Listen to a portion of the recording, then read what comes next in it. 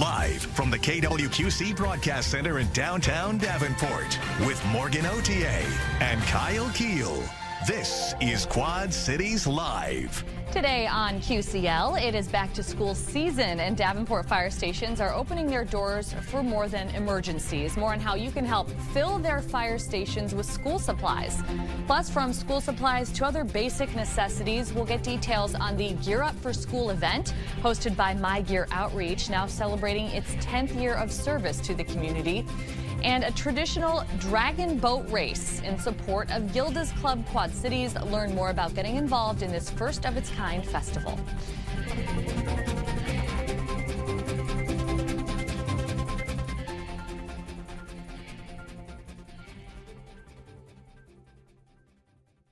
Welcome to Quad Cities Live. Waiting for the mic there. Thanks for joining us today. I'm Morgan Otier. An exciting update this afternoon as the leopards of Niabi Zoo are officially returning to their newly renovated habitat. Joining us live from the zoo with details on this milestone moment is our own Kyle Keel. And Kyle, the space was heavily damaged after a winter storm last year. Yes, Morgan, I think we all remember January 2024. We had that week-long stretch where we had about 2 feet of snow. It was actually the snowiest week on record here in the Quad Cities. And I tell you what, it's ironic that we're talking about snow when it's so warm and humid out here, but very exciting times at the Niabi Zoo because $2.5 million in renovations has gone into this project and a lot of improvements from that winter storm back in January 2024. And joining me now is Niabi Zoo Director Lee Jackson. Lee, this is a very exciting time with the renovation of the big cat houses. We are very excited, and as you can see behind me, the big cat exhibits have been completed. They accounted for almost $1.5 million of that $2.5 million, and they are state-of-the-art now. They have been completely redone. The building has been reinforced. The outside enclosures and habitats have been redone up to modern standards. So it's a really exciting time for us. Obviously, the African leopard behind us, he was out just a few minutes ago, but it's nap time for him. I'm sure he's trying to stay cool. So during this process of the renovation after the damage back in January 2024, how were the animals managed? Well, our big cat area was completely shut off. The outside exhibits were destroyed and the building itself was damaged, so everything had to be moved out. So cats were moved to different points in the zoo, mostly off exhibit, where they could be held until the work was completed. Okay, so obviously this part of the project is completed. As you mentioned, a big chunk of change went into renovating what was damaged. So what other projects do you have going on here at the zoo? We had damage to the roofs. All of our gutters were destroyed, and a number of our smaller exhibits were damaged or completely destroyed as well, and those have all been repaired or replaced. The only thing left is our bald eagle exhibit, and we're hoping to see that completed in the next few days. Oh, in the next few days, really? It's going to be that soon. So what is that going to consist of? It's going to consist of an enlarged enclosure with stainless steel netting instead of the old cloth cargo netting that we had before. It's got new furniture inside the exhibit. There's a new waterfall and stream system. So it's going to be a much more attractive exhibit and a larger exhibit for the 2 eagles that we have. All right, so we'll look forward to that opening here within the next few days. So stay tuned for that. What other big projects do you have coming up here at the Niabi Zoo? Well, we're just trying to get through these right now. There you go. We certainly have a lot on the drawing board and some things that we hope to announce in the not too distant future. But right now, we're just trying to finish up the damage that was caused last year.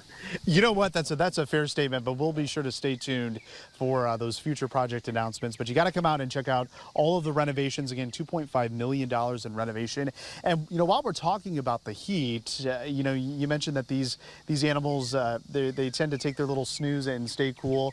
Do you do anything special to keep them cool during the day? Well, one thing you'll notice is all these doors are open. Those spaces are air conditioned, so the cats and most of the animals are free to go in and out as they feel comfortable. We'll use big blocks of ice in some cases. Some animals will have temperature limits, and once they reach a certain temperature, we bring them in, like our guinea pigs at 80 degrees, they go in. So it varies from species to species, but we have a lot of methods and a lot of different things that we do to keep everybody cool and safe during the summer. All right, most definitely. So what else is new here for people who haven't been out this year?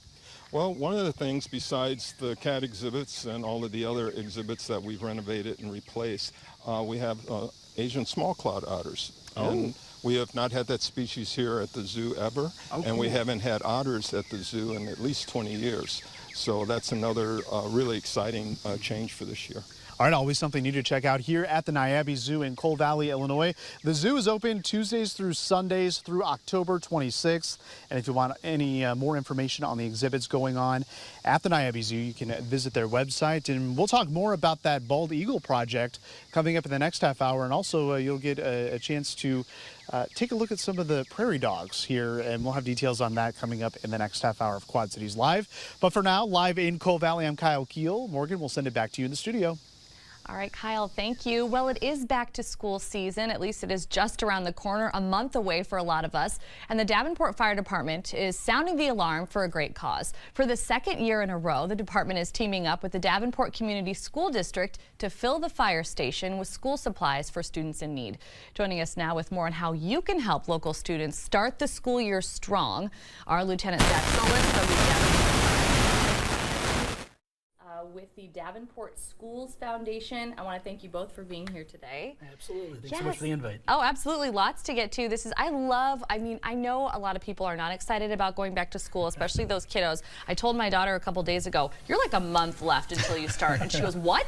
I can't believe it. So it is creeping up on a lot of us, but I love seeing all the new beautiful school supplies. But the fact is, not a lot of kids get those new beautiful school supplies, and that's where you guys are stepping in. So fill the fire station. Zach, can you tell us a little bit about how it all got started? Yeah, just a little brainstorming last year, coming up with the concept and like how you could help the community. It's easy when it comes to kids and students, so we came up with the idea of filling the fire station, bringing school supplies, what there might be needs for, and the school responded with, let's go. Let's go. Yeah, absolutely. It's also like super fun too, having any type of like first responder involvement, I think, with the students and the families. They just love that, which we'll talk a little bit more about that in just a minute. What is so important, would you say, Steve, about school supplies for kids? I mean, you work closely with the foundation, with Davenport Schools, so I'm assuming this is something you and other staff members, you really see year round. Yeah, the need is real, and we all remember going to school and the supplies and how we embraced the new, folders, something simple, the crayons, the new set of things. Imagine, if you will, some students who don't have those supplies. And so this brainchild of the fire department is an awesome supplemental assistance, really, for students who need it across the district. Yeah, it's a really fabulous idea. I know we have different types of initiatives as we gear up for the school year where everybody's really trying to help. This is a fun one, and we're seeing some photos on the screen right now of members of the Davenport Fire Department. They're either buying stuff, buying school supplies, they're carrying boxes. So Zach, what's it been like, at least last year, your inaugural year, being involved in such an important initiative? What are some of the roles that firefighters play when it comes to being involved in this? Well, it was kind of interesting because year one, you don't know what success is yet. Right. So we put it out to the community, please help us out, make donations. Our brothers and sisters in blue at the police station, they really wanted to help out, so a lot of them were shopping, getting different supplies for us. And when it came time to actually end the campaign, donate the supplies, it was truckloads of supplies we had, which is pretty overwhelming. So this year, with the new partnership we have, we're able to take donations. We'll be able to, if you don't want to go shopping, if you don't want to go to the fire station, go to the link. Just scan that QR code, and then you can make a couple dollar donations, $22. Packs a backpack for kids with all the supplies they need. So Steve can speak to all the good success that's going to bring. Well, I mean, just looking at the table right here, I'm kind of getting flashbacks about like, okay, I need to look up my school supplies list here pretty soon and figure out, the different, how many erasers does she need and all of that stuff. So it is nice to do this. But if you're just looking at the table in front of us, I mean, there are so many things on here that families have to think of. And many of our families are fortunate enough to, it's not a problem, Steve, but of course, those people, we don't want them to take that for granted because it is difficult for a lot of families. That's right. And like Zach said, if you don't have the inclination to actually go shopping or don't want to mess with overthinking. I overthink. What supplies someone might need, really just go to that link, donate whatever amount you feel comfortable with, but $22 is the amount that we've calculated that actually provides each student with the necessary needs that they have for school supplies to get started. Basic necessities. I mean, overthinking. I mean, even for my kid, if I'm looking at folders, I'm like, was she gonna like purple this year? Exactly, I mean, right. you can really overthink. So the response to last year's initiative and what the 7 different fire stations, correct, were able to collect. What was the response from the community in the first year?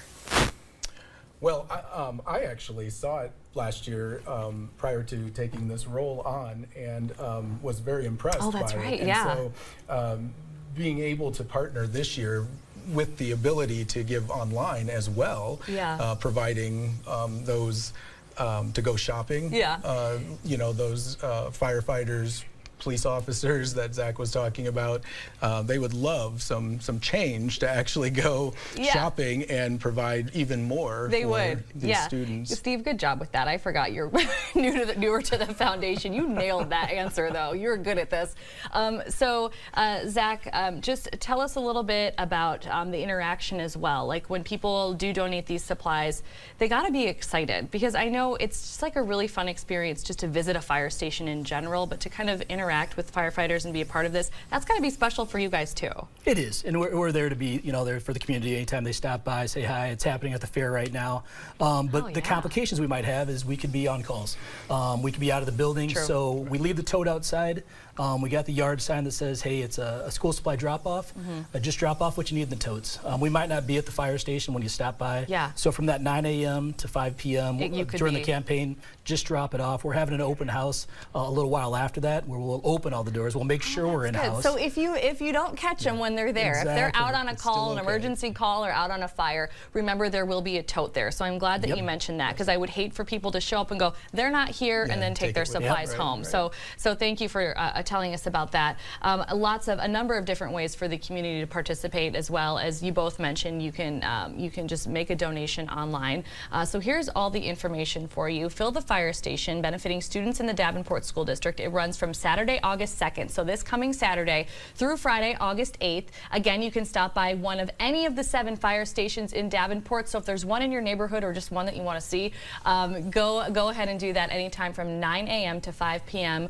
If they're not there, they'll have the tote out there. And again, that web address there at the bottom of your screen is where you can make a monetary donation. We'll also put that on our website under the tab for Quad Cities Live. Make it real easy for you. Zach and Steve, thank you so much for this whole initiative, and for joining us today to talk about it. Awesome. Yeah, thank you very much. Speaking of helping young people prepare for school, up next, we'll learn more about how to support kids and teens in foster care as they head back to the classroom. Details on the Gear Up for School event next. You're watching Quad Cities Live. For children entering foster care, the transition can be tough, but one local nonprofit organization is really working to make that part easier.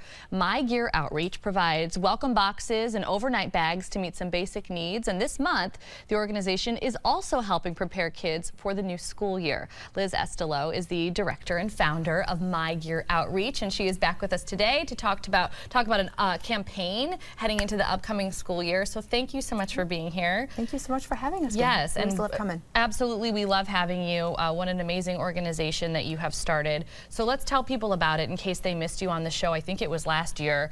My Gear Outreach. Tell us what it is and kind of where you got the idea. Sure. It was something on Facebook. Almost 10 years ago. We'll be celebrating 10 years in September. I started in Clinton County. We've grown to 9 counties now. We serve both eastern Iowa and western Illinois. But kiddos, when they are placed in foster, adoptive, or kinship care, they get this bag. It's a 30-inch wheel bag. It comes with a new pillow, blanket, all their toiletries, tons of toys, pajamas, socks, underwear, crayons, coloring books, always a stuffy. But we do infant all the way up to 18 years of age. Wow. We just want to make sure when kids enter care, they have everything that they need. Foster parents, they get kids from, newborn babies to 18 years of age, and they don't have everything.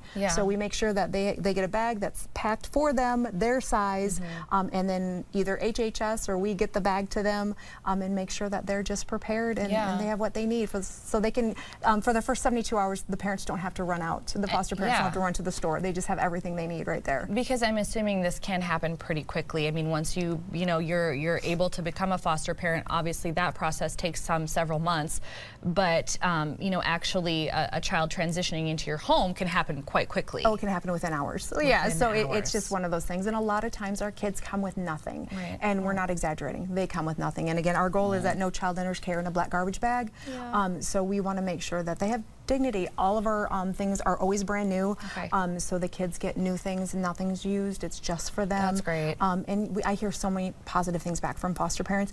And you know, we've had 2 kiddos take our bags to Kirkwood College. Aww. So like it's one of those things that really just I'm so thankful for the support I've had and our supporters and donors, because we just have we've blessed over 1,000 kids with these bags, and we just keep growing. Yeah, so you really do. You really do. And you know what? That's, you know, double-edged sword, so to speak, because of course you don't want you know, the need to continue to grow, but it's nice that you're there and that you're able to provide these things, because as you mentioned, it all happens very quickly. So to be able to have these necessities here, and boy, like there's a ton of stuff that you're able to squeeze into this bag. It's a big bag, I will say. So 10 years, congratulations, a huge milestone for you in doing something like as amazing as this. How has everything grown for you over the past 10 years? Insane. Like I said, we need about $3,000 to open a county. So I usually are approached by a church or an individual that wants to say, hey, I want you in our community. So we go from there, and every county is a little different depending how big. Scott is my biggest county.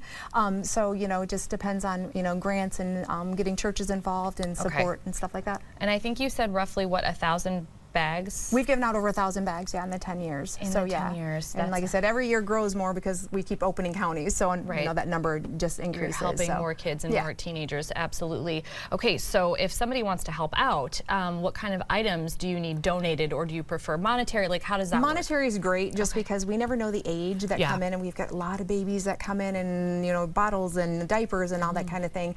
You can visit our website to donate monetary, but we do have 3 locations: House of Hairs here in Davenport, Amy's house, or AB's. I'm sorry, I'm going to Dubuque, the hairdresser in Dubuque, and she's going to kill me for not knowing her place. That's okay. And then Deanna's Java on 13th Avenue North in Clinton. You can drop off new donations there. You always can reach out to us on our Facebook account to let us know if you've got donations. Perfect. But we love homemade blankets. We love pillowcases. You know, we do also, you know, we've got our back to school event coming. Yes, I know, and I really wanted to talk about that. I love that you've incorporated something like this above and beyond what you already do for these kids and teens. So tell us about this back to school initiative. We usually have it just in Clinton County, but this year we had enough funding that we opened it up to all 9 of our counties. That's awesome. So all foster and kinship placements, all the foster parents had to do, or aunts and uncles that are raising their kinship placements, they just had to send in their school list. We bought everything. We're buying. It's not done yet. We're buying everything off their school list. They got to pick out their book bag, and then they get a customized stainless steel water bottle, because if you look at most of the lists this year, it says bring in your water bottle. Yes. So in those water bottles are expensive, they are and not that's cheap. something foster kids usually don't get when those flyers come home from school. $50 water bottle. So we're super excited. We team up with Creative Works in Clinton. He gives us an awesome price, and he actually just said that most of them are done, I think, today. So we'll go pick those up. So they got their names on them or whatever, and they got to pick their color. So I just think it's way that they feel they belong, because some of these kids are starting a new school system this year, and it's just they have everything they need. Yeah, and one thing I wanted to talk to you about, because you just mentioned it, is the fact that you work for a foster. I work for 4 Oaks. You work for 4 Oaks. So you're on the front lines of this anyways, and something that you're seeing all the time. So I want to mention that so people know that this is something that is so near and dear to your heart. It's my 24/7, every 365 days. Yeah, we need foster homes. We need foster parents. We need people that are willing to take in these kiddos and love and support them while their bio family is getting healthy.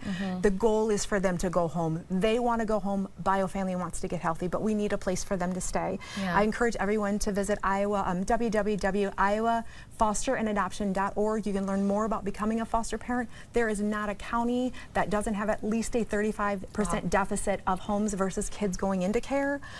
You don't have to be married. You don't have to own your own home. You know, you have to be willing, you know, you have to pass a background check, go through some classes, but willing to advocate and love on these kids. ask for this, Right. but they need somewhere safe to stay. So if you've ever thought about becoming a foster parent, please reach out. You can reach out to me on My Gear's Facebook account. I will get you to where you need to be. You're on top of it, yeah. We need, these kids need us. They need us as a community, that they know that they were loved and supported, and they're not forgotten, so that we can just love on them and get them where they need to be. So, again, bio parents can get healthy and then go home, because that's the ultimate goal, is to keep that family together. Yeah, well, I'm glad that you talked about that. I really appreciate it. Now, for families that are already in the foster care system or kinship placement, as you mentioned, is there still time for them to register for this back to school? No, we've been registering for a while, so we're still taking donations and stuff, but those foster fans, we will now, if there's a new placement coming in, they can reach out to My Gear Outreach, and we will get it. Yes, yeah, because we just had a placement today. So this child would have not missed the cutoff, but we will make sure that this child is covered for school too. Good. I wanted to ask because I know people want to help in different ways, and I know families will be watching and considering that. But so something very important, especially to look out for next school year as well. You guys are always trying to help. Okay, so we've got the website on the screen right there, mygearoutreach.org. That is a place that you can go if you would like to help out donation-wise and allow them to pick out some things for these amazing overnight bags and duffel bags. Again, so I really appreciate you, Liz, coming in and talking about this. Because it's word of mouth. If you can't foster, if you can't donate, talk about foster care, talk about these kids. You may find someone, that has that Invite compassion. me to a church. I'll invite me to a church, your organization, your business. I'll come and talk to anybody that will listen to me. Wonderful. Liz, thank you so much. Thank you. Still to come, a first of its kind event is launching next month, benefiting cancer support community at Gilda's Club Quad Cities. Details on the Dragon Boat Festival coming up next. You're watching Quad Cities Live.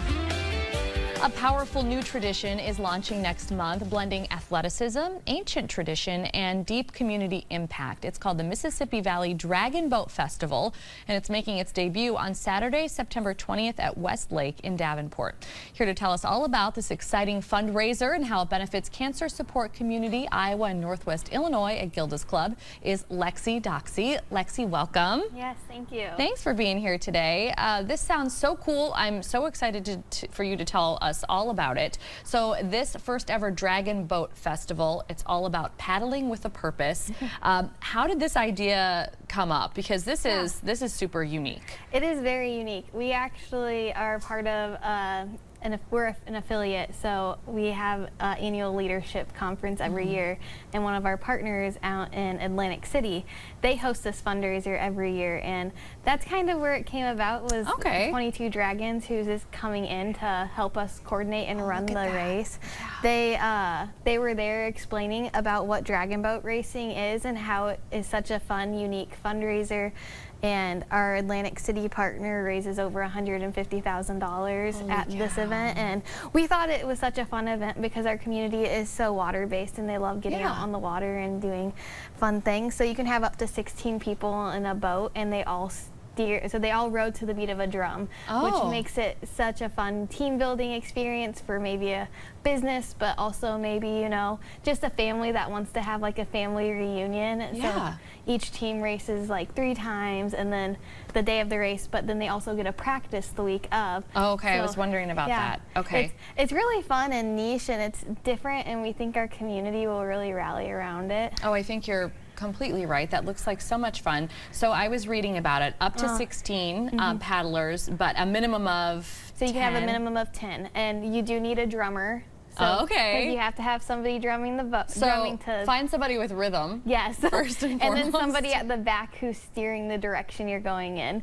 So it's super neat. So the minimum number of people you really need in a boat is 12, but you can have up to 18. So it's Okay, that is very cool. A beautiful thing. And as you mentioned, I mean, some of the groups that may be excited about this, of course, clubs and organizations and different businesses. But you're so right. I mean, you could just get a big group of friends together, and what a cool thing to do in support of Gilda's. So a dragon boating, it's especially empowering, I was reading, for cancer survivors. Talk about why that is. So a lot of cancer survivors, when they actually come to us, they're seeking a sense of community and just looking to like build connections with others going through similar things. And a lot of cancer survivors, they really enjoy dragon boating because it helps them regain their strength, but it also helps them to build their community and kind of find that sense of camaraderie among other paddlers. Yeah, I can only imagine that would be like a really impactful thing to participate in. And they look so cool. Like Yes. I can even just imagine all of them at Westlake, and what a very cool thing to do.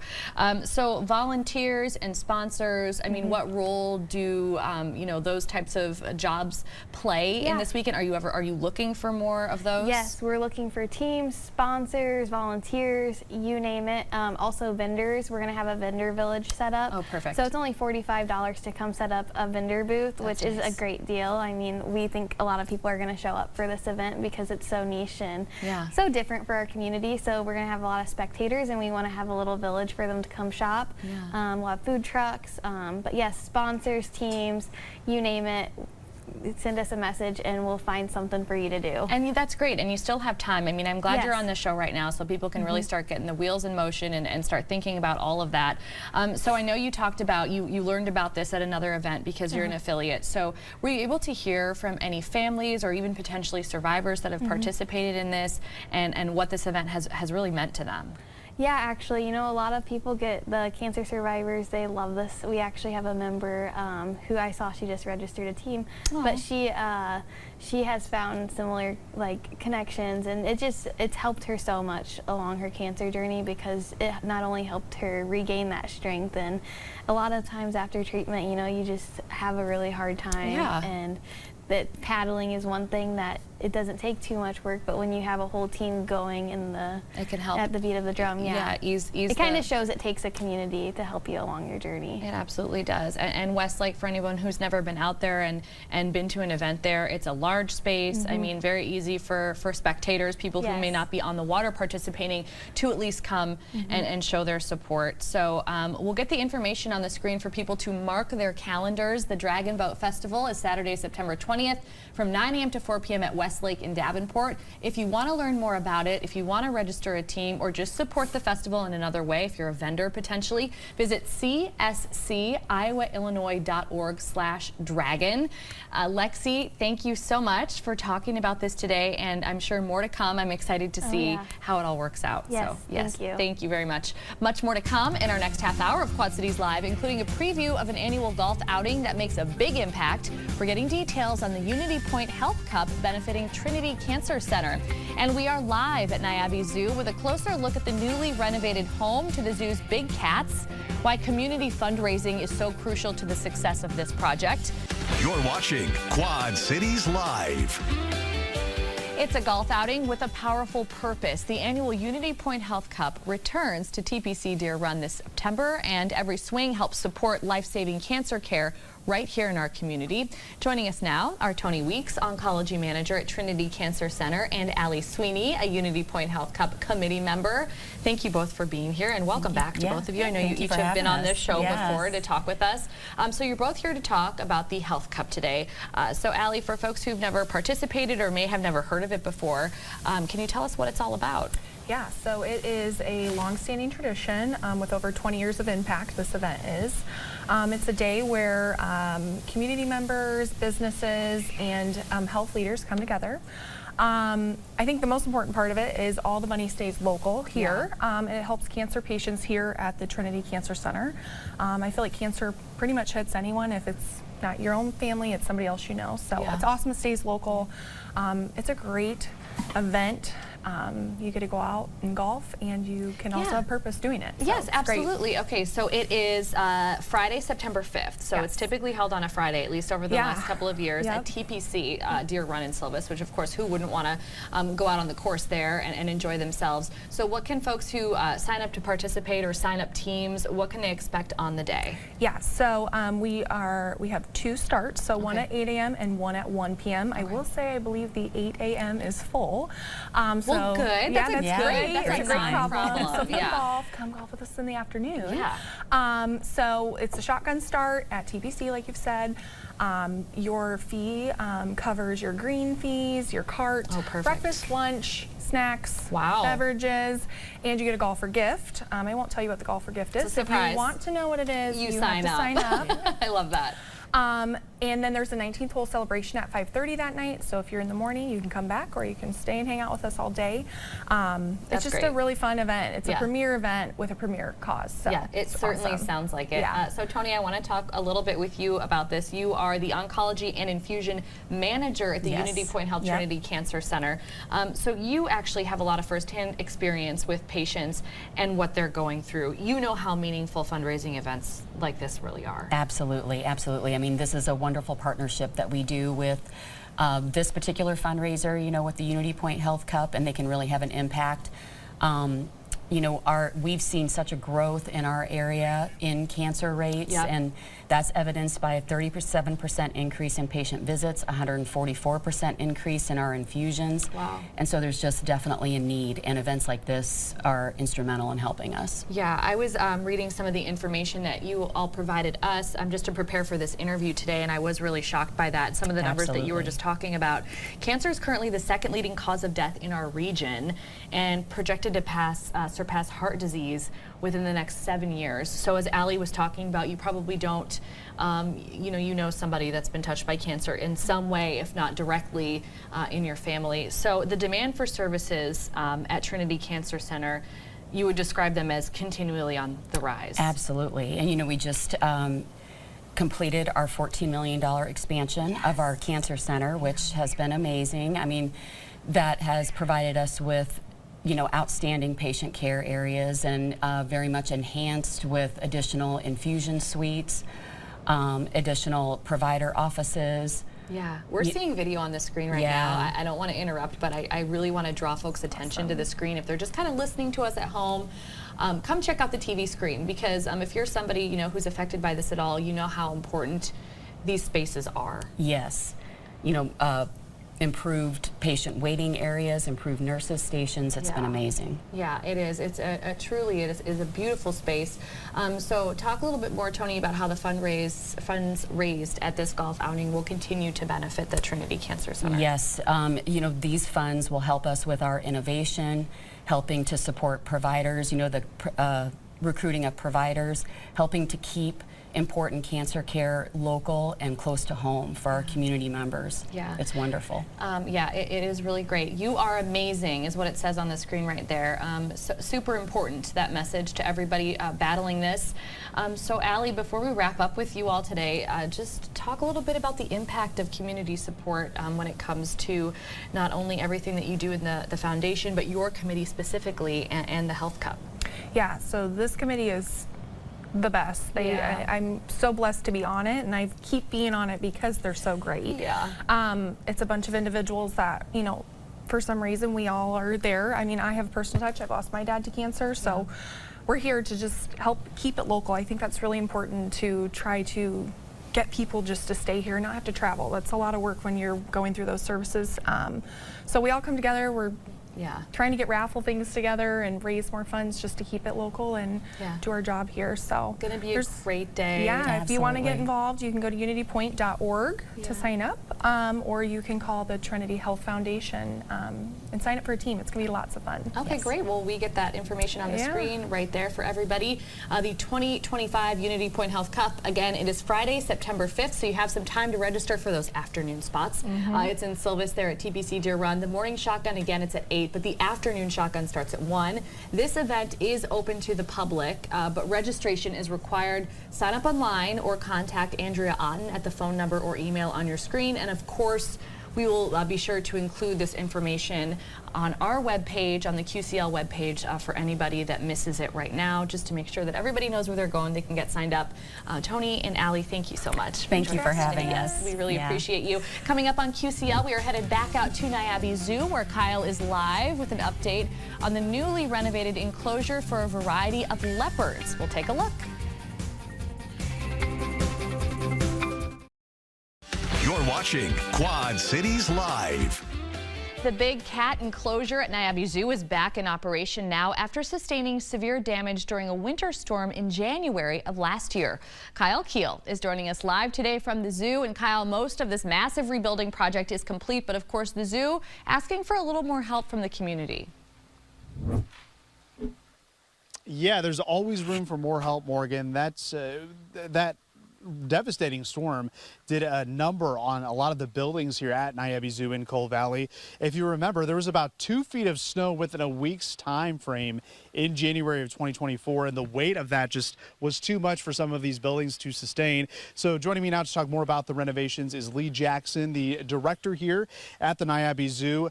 $2.5 million, $1.5 million of that going toward the cat exhibit. I mean, it's very important that you got this funding. It's incredibly important. We wouldn't be where we are today, and we wouldn't be able to offer the great animals that we have to show our community if it weren't for the money that we raised and got for these projects. Not only did it help us recover from what we lost, it helped us improve on what we recovered from. And our enclosures now are more modern and better than ever.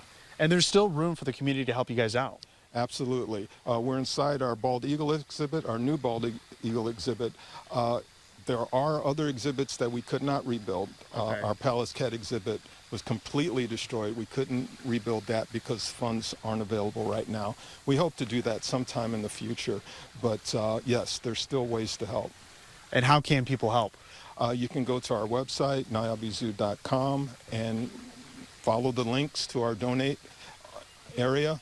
And you can also go to our niabizoofoundation.com and go to their website and follow the links there and make a donation to the Niabi Zoo Foundation. Okay, 2 easy ways to donate to Niabi Zoo. And as you mentioned, we're in the future bald eagle exhibit here. So right now they're living in another part of the zoo, but you guys are really going to hit the ground running this week to get this all finished up and ready for next week, right? We hope so. We hope to have bald eagles in here in the next week and a half. You can see it's still under construction, but about 90% of it's done. We still have some minor things to do. We have to perch it, but we're almost there. And how many bald eagles do you have here at Niabi? We have 2 bald eagles. You have 2 beautiful bald eagles that you'll be able to check out next week at this new enclosure for the bald eagles. So a lot always going on at the Niabi Zoo. Lee, we appreciate your time today. Thank you. I'm glad you're here. Yes, glad we're here as well. And we wanted to tell you about a unique opportunity that you could have breakfast with the painted dogs a little bit later next month, and you have time to sign up right now. This is all going to be happening on Saturday, August 23rd from 9 to 10:30 a.m. This is all to celebrate World Painted Dog Day. We've got the pricing on your screen. All you have to do is head to the website to sign up, and you'll be able to learn everything about painted dogs and check out that new exhibit here at Niabi Zoo. There's going to be professionals on hand, and of course you get to enjoy a hearty breakfast as well. So all of this information can be found on the Niabi Zoo's website, and we'll be sure to list this on our website, kwqc.com. Just click on the Quad Cities Live tab. And for now, Morgan, we're going to send it back to you in the nice, cool studio, and we'll be like the animals and find some AC. Yeah, definitely go do that, Kyle. Thank you so much for being out there today. And we want to talk a little bit about what's coming up tomorrow on Quad Cities Live. Quad City Bank and Trust will join us with some great summer promotions along with savings options for kids and teens. And the runners have crossed the finish line, but the big celebration, it is far from over. We'll learn about the entertainment lineup for the 2025 Bix Jazz Fest kicking off later this week. That and much more Wednesday on QCL. Thank you so much for watching. Your local news at 4 with Sharon is up next.